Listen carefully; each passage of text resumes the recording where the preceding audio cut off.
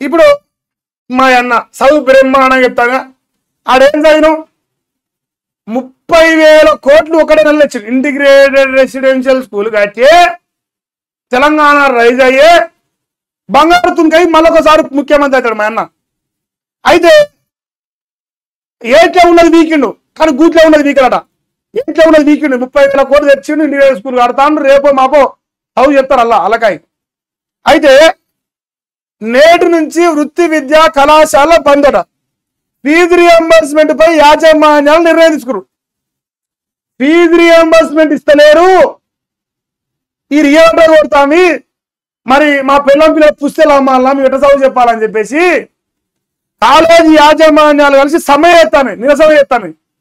ఏమని చదువులు బంద్ చేస్తాను, చదువులు బంద్ చేసి కాలేజీ బంద్ చేసి ఫీజు రియంబర్స్మెంట్ ఇచ్చినాక కాలేజీ పెట్టమంటారు. వాళ్ళు పెడతలే కదా. మనం ఏమంటే ఇంటిగ్రేటెడ్ రెసిడెన్షియల్ స్కూల్ 30,000 కోట్లు పెట్టి కడతాం. 30,000 కోట్లు పెట్టి కడతారట కానీ 10,000 కోట్లు బకాయిలు చెల్లించారట. ఇది ఇది ఈ తెలంగాణ రాష్ట్రంలో ఒక విద్యాశాఖ మంత్రి దగ్గర పెట్టుకున్న రేవంత్ రెడ్డి గారి ఇందిరామ రాజ్యం. ఈ రాజ్యం మరి దగ్గర పెట్టుకొని రాజ్యం వెలుగ పెడతాను. మీరు రామూరి మరి ఇంకేంది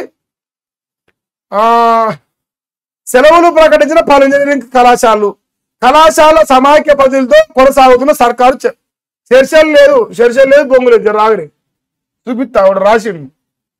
చర్చలు ఎవరు అయినాడా ఎవరు దేక్తలేడు. ఇంకో ఇది ముచ్చట. 1000కి పైగా కాలేజీలు బంద్ పెట్టరు. నేటి నుంచి రాష్ట్రంలో ఉన్నత విద్యా సంస్థల నిరవధిక మూసివేత. ఎందుకు బంద్ గురించి ప్రకటిస్తున్న తెలంగాణ ఉన్నత విద్యా సంస్థల సంఘ సమాఖ్య ప్రతినిధులు ఎందుకు ప్రకటిస్తున్నారు?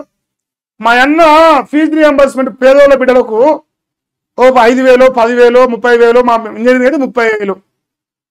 అదే ఫీజు రియంబర్స్మెంట్ కింద పేదోళ్ళకు కట్టుకునే గతి స్తోమత ఉండదు. స్తోమత లేని బడుగు బలహీన వర్గాల బిడ్డలకు 4 రూపాయలు గవర్నమెంట్ సాయం అందుతుంది ఫీజుల పరంగా.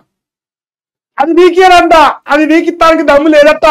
అది వీకేడు 30,000 కోట్లు పెట్టి ఇప్పుడు ఇంటిగ్రేటెడ్ స్కూల్ కడతారట. ఒక్కొక్క బడి 200 కోట్లు పెట్టి కడతారట.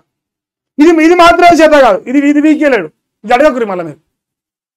గూట్లో ఉన్నది వీకడట, ఏట్లో ఉన్నది వీకి వస్తాడట. ఇందిరమ్మ రాజ్యం అయ్యే దీని పేరు. చూడు, ఫార్మసీ బీఈడి ఇంజనీరింగ్ పరీక్షలు వాయిదా, దసరాలోపు బకాయి చెల్లించాలి. 1,200 కోట్లు ఇస్తేనే వినిపిస్తాం. 10,000 కోట్లు ఎవరు లేరు. జస్ట్ 1,200 కోట్లు అడుగుతారు ప్రస్తుతానికి. అంటే పూట వెళ్ళాలి కదా, ఈ పూట తినాలి కదా. ఫస్ట్ ఈ పూట కదా 1,200 కోట్లు ఇరిగాను ఆయన. దసరా తర్వాత ఇంక మేము వదిలిపెట్టేది అంటారు. ఇంకేంది 21, 22 10 లక్షల విద్యార్థులతో హైదరాబాద్లో ధర్నా. ఓ కొడుకో అమ్మా అయిపోయింది, ఇంకా ఊలిపోయింది. నిరుద్యోగులే అనుకున్నా, ఆఖరి చదువుకునే పోరగాలు కూడా.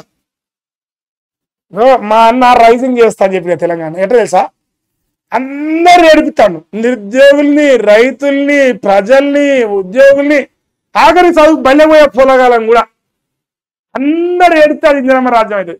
రైజింగ్ అవుతుంది, ఫుల్ రైజ్ అవుతుంది. అమ్మో 10 లక్షల మందితో ధర్నా అవుతాడు. ఉన్నత విద్యా సంస్థల సంఘాల సమాఖ్య భేటీలో నిర్ణయం. రాష్ట్ర వ్యాప్తంగా 14 లక్షల మంది విద్యార్థులపై ప్రభావం పడుతుంది. 14 లక్షలు.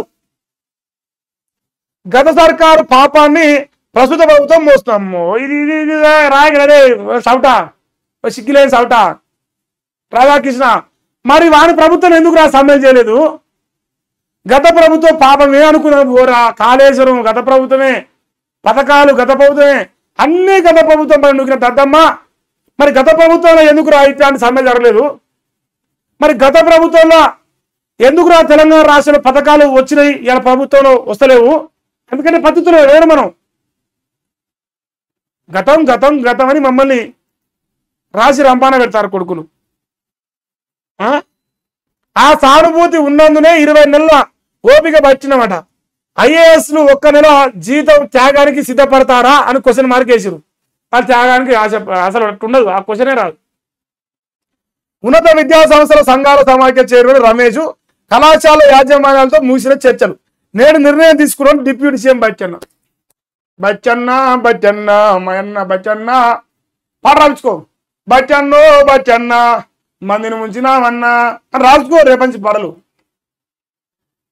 మధ్యాహ్న పాడలు ఆఫీసు చెందదు కానీ పైసలు ఇస్తా చేత కదట ఈ వీక్ అయిపోయినారు. ఇప్పుడు 22వ తారీఖు నాడు ధర్నా ఉంటుంది, ఇంకా పక్కా ఉంటుంది. పైసలు లేవు వాళ్ళ కాడ, షిప్పే ఉంది. మరి అప్పు తెచ్చిర్రే మహేష్, 35,100 కోట్ల రూపాయలు అప్పు తెచ్చిర్రే, మరి ఎక్కడ పోయినారు అంటే కాకెత్తిపోయింది. దొంగ కాకులు ఉన్నాయి కాంగ్రెస్ లో, ఆ దొంగ కాకులు ఎట్టెత్తకపోతే తెలియదు. ఏ పథకాలు రావు, పైసలు అయిపోతాయి అంతే. మరి జ్యోతి, ఈ జ్యోతి అలా రేవంత్ రెడ్డి ఇంత పొడుగు లేపిందా? రేవంత్ జ్యోతి రేవంత్ కోసమే పనిచేస్తుంది, జనం కోసం పనిచేయదు.